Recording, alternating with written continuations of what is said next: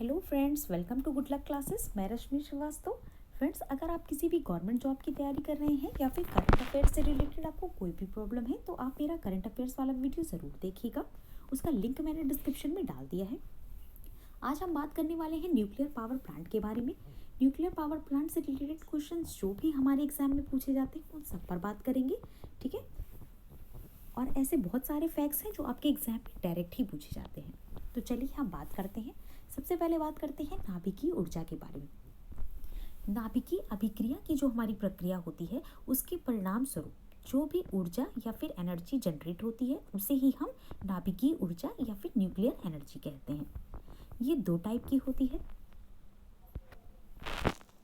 ये दो टाइप कौन से हैं देख लेते हैं। सबसे पहले अगर हम बात करते हैं नाभिकीय विखंडन की, यानी इसे हम न्यूक्लियर फिजन कहते हैं। Nuclear fission. जो नेक्स्ट है हमारी वो है नाभिकीय संलयन की प्रक्रिया जिसे हम न्यूक्लियर फ्यूजन कहते हैं।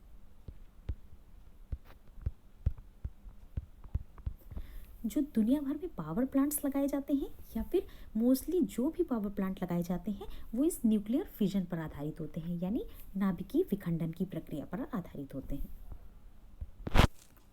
आइए अब हम थोड़ा सा इंडिया के बारे में देख लेते हैं कि हमारे भारत देश में न्यूक्लियर पावर को लेकर कौन कौन से विभाग या आयोग बनाए गए हैं या कौन कौन से अनुसंधान केंद्र बनाए गए हैं। सबसे पहले अगर हम बात कर लेते हैं परमाणु ऊर्जा आयोग की, तो परमाणु ऊर्जा आयोग की स्थापना जो है वो 1948 में की गई थी। 1948 में। और जो हमारा परमाणु ऊर्जा विभाग बना था उसकी स्थापना कब की गई थी, तो उसकी स्थापना की गई थी 1954 में, ठीक है। अब ये जो हमारा परमाणु ऊर्जा विभाग है इसके तहत बहुत सारे अनुसंधान केंद्र बनाए गए हैं जिनका काम क्या होता है, रिसर्च और इनोवेशन करना। मतलब परमाणु ऊर्जा के क्षेत्र में रिसर्च और इनोवेशन का कार्य होता है। आइए हम बात कर लेते हैं उन अनुसंधान केंद्रों के बारे में। सबसे पहले अगर हम बात करते हैं भाभा परमाणु अनुसंधान केंद्र, तो ये कहाँ पर स्थित है, ये मुंबई में स्थित है, ठीक है। फिर अगर हम बात करेंगे तो इंदिरा गांधी परमाणु अनुसंधान केंद्र की ये कलपक्कम में स्थित है। कलपक्कम कहाँ पर स्थित है, तो ये तमिलनाडु में पड़ता है। आगे इस पर हम और भी बात करेंगे। फिर नेक्स्ट है हमारा सेंटर फॉर एडवांस टेक्नोलॉजी। ये कहाँ पर स्थित है, ये इंदौर में है। और इंदौर आपका कहाँ पड़ता है, इंदौर पड़ता है एमपी में, ठीक है। फिर है हमारा वेरिएबल एनर्जी साइक्लोट्रॉन सेंटर, ये पड़ता है कोलकाता में।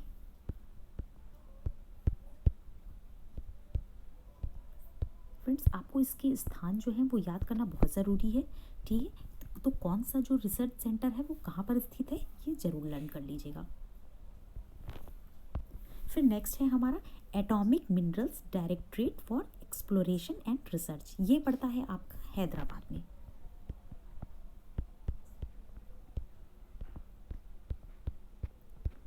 ठीक है, ये कहाँ पर पड़ता है, ये आपका हैदराबाद में पड़ता है। आइए अब हम कुछ और जान लेते हैं नाभिकीय ऊर्जा से रिलेटेड। तो अब हम ये जानेंगे कि नाभिकीय ऊर्जा का हम यूज़ कहाँ पर करते हैं, ठीक है। तो ये जो हम बिजली का उत्पादन करते हैं या जो नाभिकीय ऊर्जा है हमारी, इससे हम बिजली का उत्पादन करते हैं, यानी इलेक्ट्रिसिटी प्रोड्यूस करते हैं। अब ये जो इलेक्ट्रिसिटी प्रोड्यूस होती है ये सबसे ज़्यादा किन किन क्षेत्रों से होती है, चलिए उस पर बात कर लेते हैं। सबसे पहले अगर हम बात करेंगे तो सबसे पहले हम कोयले पर बात करेंगे, लेकिन जो सबसे पहला हमारा क्षेत्र है वो है कोयला, ठीक है, जिससे हम इलेक्ट्रिसिटी प्रोड्यूस करते हैं। फिर नेक्स्ट हम बात करेंगे तो नेचुरल गैस है, यानी सेकंड नंबर पर हमारी प्राकृतिक गैस आती है। फिर इसका जो तीसरा एरिया है यानी कि जिससे हम इलेक्ट्रिसिटी प्रोड्यूस करते हैं वो है हाइड्रो इलेक्ट्रिसिटी, यानी जल विद्युत, ठीक है। फिर नेक्स्ट हम बात कर लेते हैं जो हमारा चौथा एरिया है वो है विंड एनर्जी, यानी पवन ऊर्जा।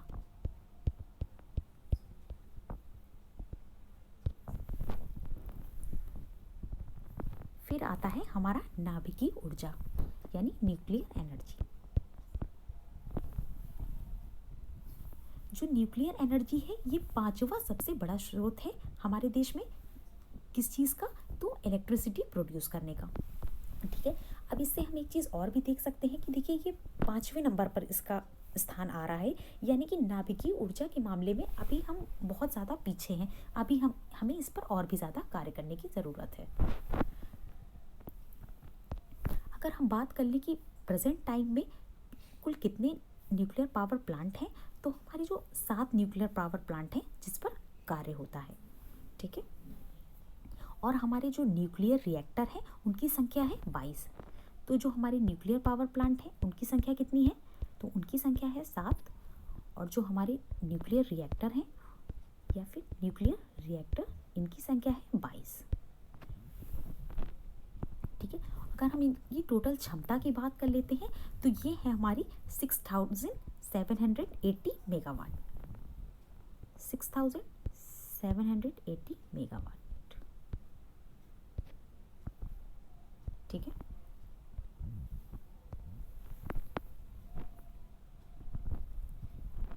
चलिए हम देख लेते हैं न्यूक्लियर पावर प्लांट क्या होते हैं और न्यूक्लियर रिएक्टर क्या होते हैं। जो हमारे न्यूक्लियर पावर प्लांट होते हैं वो एक बड़े रीजन में स्थापित किए जाते हैं। ठीक है, अगर हम इसे एक बड़े एरिया को समझ लें तो यहाँ पर हमारे न्यूक्लियर पावर प्लांट स्थापित किए जाते हैं और इनके अंदर पे छोटे छोटे न्यूक्लियर रिएक्टर लगाए जाते हैं। ठीक है, ये न्यूक्लियर रिएक्टर लगाए जाते हैं। आई होप आपको न्यूक्लियर पावर के बारे में चीज़ें समझ में आ रही होंगी। नेक्स्ट हम बात कर लेते हैं ये जो हमारे न्यूक्लियर रिएक्टर्स हैं। ठीक है, तो इन पर हम थोड़ा सा बात कर लेते हैं।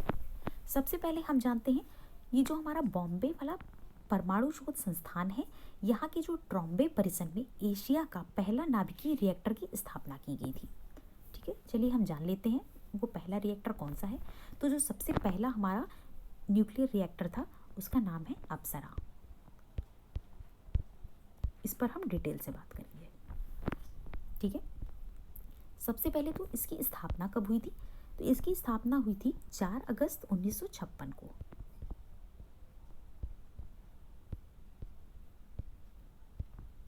ठीक है, लेकिन इसका जो उद्घाटन किया था वो हमारे जो प्रधानमंत्री हैं जवाहरलाल नेहरू, उन्होंने 1957 को किया था, 1957 को किया था। ठीक है, अब अगर हम बात कर लेते हैं तो ये किसकी सहायता से बनाया गया है, यानी यूके की, यानी यूनाइटेड किंगडम की सहायता से इसको विकसित किया गया था। अगर हम इस न्यूक्लियर रिएक्टर की बात कर लें, यानी हम अप्सरा की बात कर रहे हैं, तो 2010 में अगर हम देखते हैं तो इसका काम बंद करवा दिया गया था। लेकिन अगर हम बात करें 2018 में, तो 2018 में इसे दोबारा से स्टार्ट कर दिया गया था। और जब इसको 2018 में दोबारा से शुरू किया गया था तो इसका नया नाम रखा गया था अप्सरा उन्नत। क्या था इसका नया नाम, अप्सरा उन्नत। ठीक है, अप्सरा उन्नत।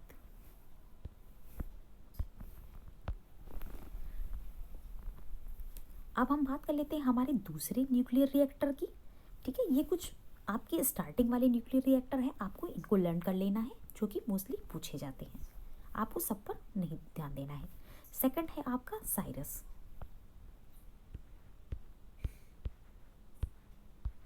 इसकी स्थापना जो है वो 1960 में हुई थी। ठीक है, और ये बार्क द्वारा की गई थी, बार्क द्वारा, और किसके सहयोग से, तो कनाडा के सहयोग से इसकी स्थापना की गई थी। ठीक है, अब हम एक और न्यूक्लियर रिएक्टर के बारे में जान लेते हैं जो हमारा है ज़रलीना।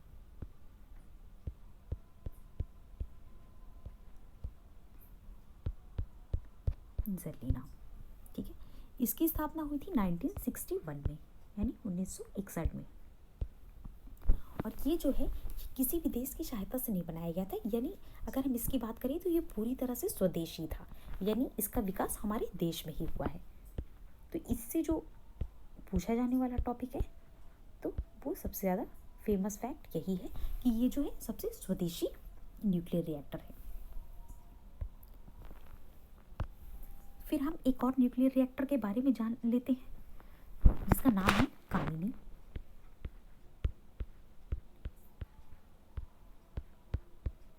ठीक है, इसे हम कल्पक्कम मिनी रिएक्टर भी कहते हैं।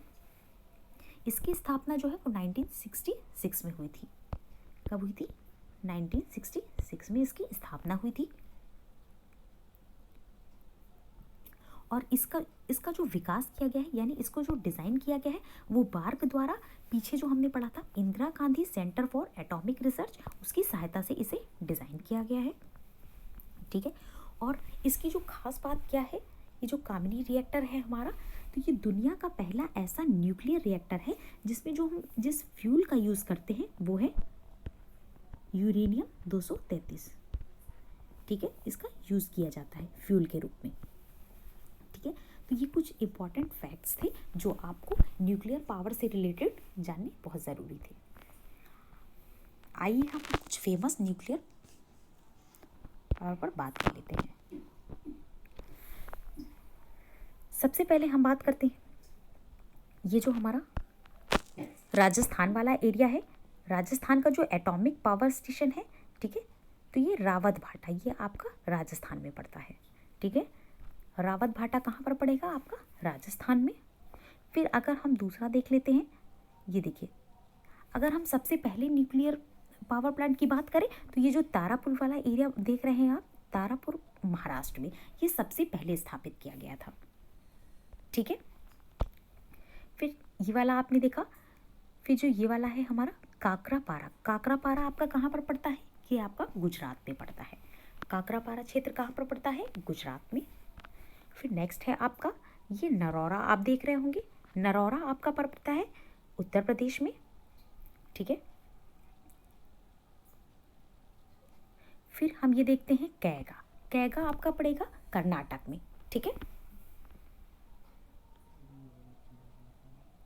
फिर ये जो आप नीचे कुडनकुलम वाला देख रहे होंगे, कुडनकुलम आपका पड़ता है तमिलनाडु में। ठीक है, तो इस तरह से आपके ये सारे न्यूक्लियर पावर प्लांट्स हैं जिनसे रिलेटेड क्वेश्चंस आपके एग्जाम में पूछे जाते हैं, और ये सारे फैक्ट्स आपकी एग्जाम के लिए बहुत ही ज़्यादा इंपॉर्टेंट हैं। आई होप आपको आज का लेक्चर पसंद आया होगा, और अगर पसंद आया हो तो please share with your friends. Thank you, stay tuned.